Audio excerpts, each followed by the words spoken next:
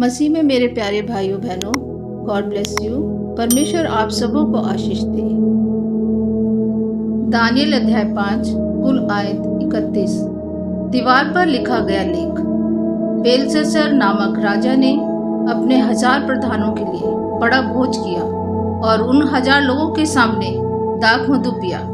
दाख मधु पीते पीते बेलशस्सर ने आज्ञा दी कि सोने चांदी के जो पात्र उसके पिता नबूकदनेस्सर ने यरूशलेम के मंदिर में से निकाले थे उन्हें लाया जाए कि राजा अपने प्रधानों और रानियों और रखेलियों समेत उनमें पिए। तब जो सोने के पात्र यरूशलेम में परमेश्वर के भवन के मंदिर में से निकाले गए थे वे लाए गए और राजा अपने प्रधानों और रानियों और रखेलियों समेत उसमें पीने लगा। वह दाख मधु पी पी कर सोने चांदी पीतल लोहे काठ और पत्थर के देवताओं की स्तुति कर ही रहे थे कि उसी घड़ी मनुष्य के हाथ की सी कई उंगलियां निकलकर दीवट के सामने राजमंदिर की दीवार के चूने पर कुछ लिखने लगी और हाथ का जो भाग लिख रहा था वह राजा को दिखाई पड़ा। उसे देखकर राजा भयभीत हो गया और वह मन ही मन घबरा गया और उसकी कमर के जोड़ ढीले पड़ गए और कांपते कांपते उसके घुटने एक दूसरे से टकराने लगे। तब राजा ने ऊंचे शब्द से पुकारकर तंत्रियों, कसदियों और अन्य भावी बताने वालों को हाजिर करवाने की आज्ञा दी। जब बेबीलोन के पंडित पास आए तब राजा उनसे कहने लगा, जो कोई ये लिखा हुआ पढ़कर उसका अर्थ मुझे समझाए उसे बैंजनी रंग का वस्त्र और उसके गले में सोने की कंठमाला पहनाई जाएगी और मेरे राज्य में तीसरा वही प्रभुता करेगा। तब राजा के सब पंडित लोग भीतर आए परंतु उस लिखे हुए को न पढ़ सके और न राजा को उसका अर्थ समझा सके। इस पर बेलशस्सर राजा बहुत घबरा गया और भयातुर हो गया और उसके प्रधान भी बहुत व्याकुल हुए। राजा और प्रधानों के वचनों को सुनकर रानी भोज के भवन में आई और कहने लगी, हे राजा, तू युग युग जीवित रहे, अपने मन में ना घबरा और ना उदास हो। तेरे राज्य में दानियल नाम एक पुरुष है जिसका नाम तेरे पिता ने बेलशस्सर रखा था। उसमें पवित्र ईश्वरों की आत्मा रहती है और उस राजा के दिनों में उसमें प्रकाश, प्रवीणता और ईश्वर के तुल्य बुद्धि पाई गई।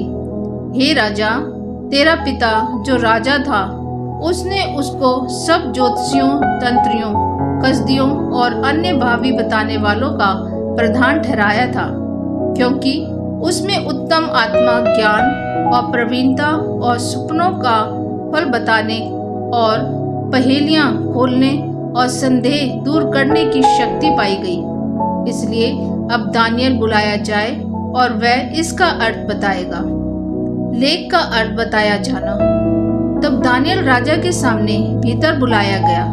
राजा दानियल से पूछने लगा, क्या तू वही दानियल है जो मेरे पिता नबूकदनेस्सर राजा द्वारा यहूदा देश से लाए हुए यहूदी बंधुओं में से है? मैंने तेरे विषय में सुना है कि ईश्वर की आत्मा तुझ में रहती है और प्रकाश, प्रवीणता और उत्तम बुद्धि तुझ में पाई जाती है। देख, अभी पंडित और तंत्री लोग मेरे सामने इसलिए लाए गए थे कि ये लिखा हुआ पढ़े और उसका अर्थ मुझे बताएं, परंतु वह उस बात का अर्थ ना समझा सके। परंतु मैंने तेरे विषय में सुना है कि दानियल भेद खोल सकता है और संदेह दूर कर सकता है। इसलिए अब यदि तू उस लिखे हुए को पढ़ सके और उसका अर्थ भी मुझे समझा सके तो तुझे बैंजनी रंग का वस्त्र और तेरे गले में सोने की कंठमाला पहनाई जाएगी और राज्य में तीसरा तू ही प्रभुता करेगा। दानियल ने राजा से कहा, अपने दान अपने ही पास रख और जो बदला तू देना चाहता है वह दूसरे को दे दे। वह लिखी हुई बात मैं राजा को पढ़ सुनाऊंगा और उसका अर्थ भी तुझे समझाऊंगा। हे राजा, परम प्रधान परमेश्वर ने तेरे पिता नाबूकदनेस्सर को राज्य, बढ़ाई, प्रतिष्ठा और प्रताप दिया था, और उस बढ़ाई के कारण जो उसने उसको दी थी, देश देश और जाति जाति के सब लोग और भिन्न भिन्न भाषा बोलने वाले उसके सामने कांपते और थरथराते थे। जिसे वह चाहता उसे वह घात करता था, और जिसको वह चाहता उसे वह जीवित रखता था। जिसे वह चाहता उसे वह ऊंचा पद देता था, और जिसको वह चाहता उसे वह गिरा देता था। परंतु जब उसका मन फूल उठा और उसकी आत्मा कठोर हो गई, यहाँ तक कि वह अभिमान करने लगा, तब वह अपने राज सिंहासन पर से उतारा गया और उसकी प्रतिष्ठा भंग की गई।